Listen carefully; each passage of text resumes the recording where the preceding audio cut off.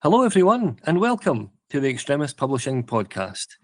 I'm Tom Christie, and it's a great pleasure today to be joined by someone who is not only the founder of the UK video games industry, but also someone that my autocorrect always tells me is called Mel Croucher. If you use a French autocorrect, they insist my name is Mel Croucher, which means honey. Greetings, everyone, from Honey Croucher. Thanks, Tom. Away you go. Well, it's always a pleasure to have you on the podcast, Mel, and especially today, as we're going to be talking about a subject that is very close to your heart, and that is the history of computing, and in particular, the history of computer gaming, because you have unleashed upon the world not just one book, but the first volume in a series of 5 books entitled Gamers, Ghosts in the Machine. Would you like to say a little bit more about the ethos behind the project? Yeah, of course. If I have been a gamer all my life, and if I did found the UK video games industry, then I'm guilty on both counts. Many people have been gamers all their lives, and many have never delved into the history of how we actually got here. So my mission for this book, first in the series, and in fact for the whole series, is to provide a complete history and a complete foundation of the video games industry globally from the dawn of time until tomorrow.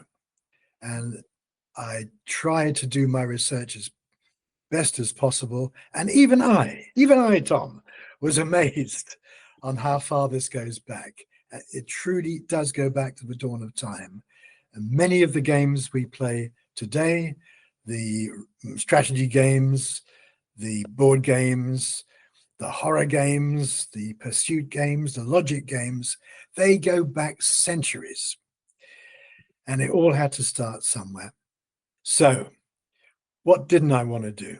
I didn't want to write yet another history. I didn't want to write yet another technical analysis. I didn't want to write yet another sociology book. I wanted to entertain. And I hope that the first book and the ones that will follow are a fount of entertainment for true gamers and for people with a passing interest in the gaming world. I think it's true to say that the only constant in human existence in all societies, all ages, all proclivities, is gaming. It's the common theme. It's not war. It's not even sex. It's gaming. We learn to play almost from the word go. And my mechanism was a very simple one. I decided to relate the story of 100 ghosts. And these are the ghosts in the machine. I know it's a cliche, but ghosts in the machine who gave us modern gaming all the way through from prehistory, as I say, until tomorrow, until AI takes over. Telling it in the voices of ghosts was not only a release, but joyous, because it stopped me being me. My voice would have been very monotonous, going through 100 main events of how we got here in gaming. But telling it as a ghost gives me huge freedom. I can be a Greek woman from 2,000 years ago doing play on demand. I can be a Frenchman from 200 years ago inventing computer programming. And I can be a top gamer from 2 weeks ago scoring high scores. So this freedom, and it's not only humans. Gamers is not just told through the voices of humans. I tell it through the voices of the machines themselves, through robots, through video game characters, through cartoons, through inventions, the first, every time the first. So my question to you is, Tom, why did you want to publish it?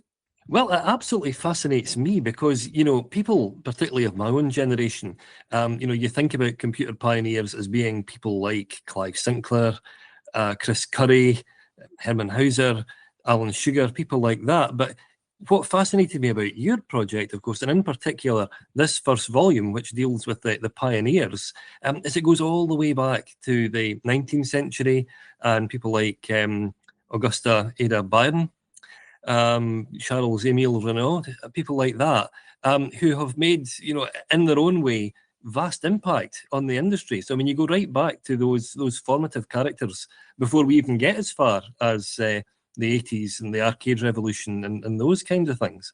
Exactly. And in fact, it goes back further than that. The first computer program was up and running 250 years ago in Lyon, in France. And it was a Lulu. I mean, what it couldn't do. And it works. If you could build the machine today, made of wood, made of silk, and it works. And it laid the foundations of all modern programming. So you cited Ada Byron, Countess Lovelace, God bless her, and she wouldn't have even been able to begin without her antecedents doing the donkey work for her. So what she did was to apply the science, to apply it to computing as we know it. But it all had to start somewhere. So as you say, volume 1 is the pioneers. We won't list them because that would be really boring. But it starts off, yeah, 200 plus years ago with the capturing of computer code. Then it goes on to the programming of the first machine. Then it goes sideways. It goes into sound, and somebody had to record sound first. And it worked. None of these is who you think they were. It wasn't Edison. It was not Edison. Okay, you'll have to read the book to find out who it was. But it's fascinating. Everything was done way before Edison. Animation, video animation. Have a guess, everybody. Video animation, 1888. Unbelievable. And we haven't really progressed from then until now. Not even with AI. It was all done back then. The internet, I've written a book about it. Somebody invented it donkey's years before you think. And the whole thing was up and running. In fact, the whole thing collapsed in 1934 after being going for 50 years. And it worked. It's not all male, by the way, as Tom, you've already said. There's Ada, but Hedy Lamarr, the most beautiful woman in the world, said Howard Hughes, and many, many thousand other men. A genius. Without her, no Wi-Fi. Without Wi-Fi, no modern gaming, and so on. Hedy, she did it in 1942. Machine code, designing of the first, not arcade machine, but the first computer machine, about 1950, where the public could play it. An arcade machine. Not very good, but it was the first. And then gameplay came along, and then the guy who invented the cassette, nice Dutchman, thank you very much, Lou. American teacher, Mabel, when she was in her later years, she invented the strategy game for her students. And it was absolutely, you would recognize it today. I think anyone who plays Squid Games and gets killed for their pleasures would recognize every single element of gaming that I'm citing in this book, which is called Gamers. I'll say it again. Gamers, folks. Gamers, Ghosts in the Machine. So, Tom, you've already said this is the Pioneers. It doesn't actually say Pioneers on the cover, but in the second one, I'm renaming it. So we'll go backwards. It touches on consoles, cartridges, coin-ops, handhelds, of course, and then mainstream gaming. And I'm very proud of this. The guy who turned video gaming mainstream was a friend of mine. His name was Mike. He worked for Her Majesty's Department of Rubber Bands and Paper Clips. Lovely, lovely man. And he changed video gaming from being a hobby of half a dozen people meeting in a scout hut, to national events where thousands, tens of thousands of people turned up, and they met the creators of the games. It all went mainstream with Mike. Thank you, Mike. And we miss you. We miss you, basically. So in a way, the first book is a sort of tribute to him. His name is Mike Johnson, but I can't say that anymore because he's part of Donald Trump's administration, the new one. But the real Mike Johnson, lovely bloke. So there's a whole chapter about him in the book and what he did. Then the first computer store, which was in Australia, another lovely guy called Angelo. His story is there. Danielle, or Dan, depending on when he or she was working. Danielle invented the multiplayer game, and is a very, very interesting story about that. Doris was an old age pensioner. Doris was a champion arcade player. She won a world championship. Oh dear. Twiston, he's the last ghost in this book. A sad story, but he was responsible for attracting, not as I did, tens of people to gaming, or as Mike did, thousands of people to gaming, but Twiston attracted millions of people to gaming. So he closes volume 1. Everyone, I hope, is told in their own voice. So where possible, I've used their own words, either from interviews, if they're after 1945. Before that, diaries, plenty of written work. Before that, critiques or court cases, or in one spectacular case, execution, citation, firsthand. And if it's not their own words, then it's people that knew them. And in the voices I've created, it's all in English, by the way, but I have used direct translations from the Japanese or the German or the French, or even the American. Can I just say, anyone reading this book is bound to have their own personal favourites. And when you read them, they're such a vastly varied and hugely talented group of people. But my own personal favourite figure was Alice Wonder Woman Washington, because her story takes me right back to those arcade galleries right there on the promenade at Blackpool. And you think of this incredible figure who was able to fix just about anything. I mean, do you think she's one of the great unsung heroes of the arcade age? She is one of the great unsung heroes of the arcade age. She, her only tool was basically a drill and a soldering iron. And if you ever played an arcade machine, an Atari, for example, and put your coin in the slot, she fitted the coin in the slot. She fitted the screen. She fitted the circuit board. Unbelievable. And it was so primitive, but she saw it. She streamlined everything. The assembly line was invented right here in my hometown by Brunel. You threw oak trees in one end and you got pulley blocks out the other for naval ships, and you went and conquered the world. Thank you, Brunel, for your assembly line and conquering the world. Alice Wonder Woman Washington did the same thing for computer games. She took bits of wood and TV screens at one end and PCBs, threw them on an assembly line, and at the other end, there fell out arcade machines. I mean, they're handmade, these things. And if you play one back in the day, she would have had her hands on it somewhere. A great story. And she was so modest. She just thanked everybody else, never herself. These machines were hand painted. I mean, great story.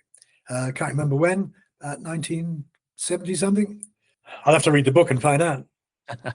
And also writing in her voice. This is a young American black woman. I mean, it's a pleasure writing in these people's voices and being freed of my own, which drones on. Well, do you know, it's just only recently we see articles about how there's so much more demand now for full-size facsimile arcade machines that are, so close to the originals of the 70s and 80s. And when you think about it, it was Alice and her impact that has, indirectly to thank for that development.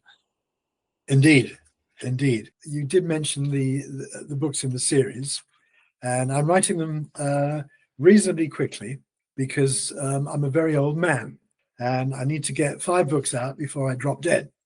So not a lot of pressure, but I need to write them hopefully a couple a year. So 100 Ghosts over the 5 volumes. First one we have discussed at length, which is The Pioneers. Second book is written, and some people even have a copy in their hand, and a pre-release copy. That'll come out in the summer, thanks to Tom and Julie at Extremis. Gamers 2 is the golden age of micros, and that is 20 micro machines from the golden age told in the voices of those machines. So some were great successes, some were miserable failures, some sold millions, some sold 12. Okay, but each one took us one step further to where we are today in gaming. Gamers 3 will be called Play on Demand, and it'll be told going right back to a couple of thousand years, when Play on Demand meant getting a slave in to play a board game with you and beheading them if they won, all the way through to Philo Farnsworth, and today Minion Pig. There you go, Minion Pig, and spoken through his own voice as a play-on-demand character.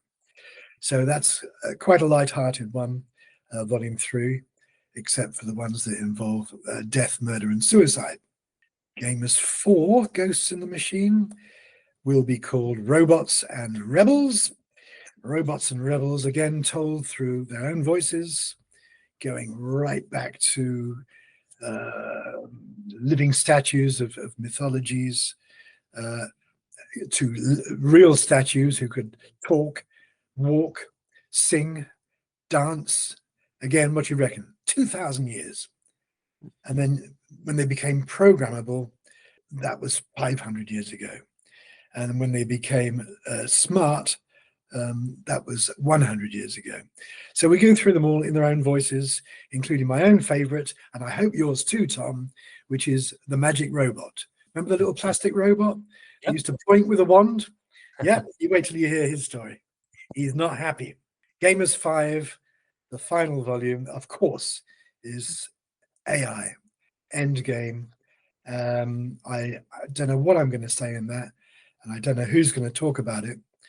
I know some of the people in it, many unsung heroes, and I will try and not to be doom and gloom. I will try and just tell the truth as the people that were there saw it and see it. Luckily, all my voices, all 100 of them, are ghosts, so they can't sue me. Right. Tom, tell me about the environmental impact of Extremis and how good it is in terms of not doing harm to the planet. Yes, the beauty of the Extremis technique is that we work with a distributor, Ingram, who digitally propagate physical items.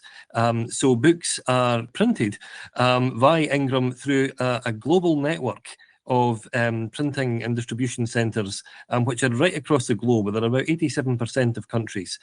So that means that when a copy of Gamers is sold in the US, or in South Africa, or in Australia, Brazil, anywhere it might happen to be, that will be printed in that country. It will avoid having to ship them across the globe. It provides work for people in those economies. And it's probably the most environmentally friendly way of selling conventional paperbacks. And that, ladies and gentlemen, is why I am privileged to have Extremis as my publisher. And the ethical side of it is a great motivation for me. Having burned people's electricity over these decades, it's time to stop doing that. Well, it's been a fantastic privilege to work on this book with you, Mel, actually, to see it come to print, because I must say that, genuinely, every volume that you've worked on has been a delight in terms of the surprises involved. You mentioned people like Hedy Lamarr, for instance, and Paul Otlet, who I know you'd discussed in an earlier volume. It's just so fascinating to see all of these different, totally diverse people coming together in a tapestry like this. And I thank you for the your proofreading and changing of my punctuation when I don't want you to, and stopping me getting sued by various people by changing the odd word and the odd quote. I am very grateful.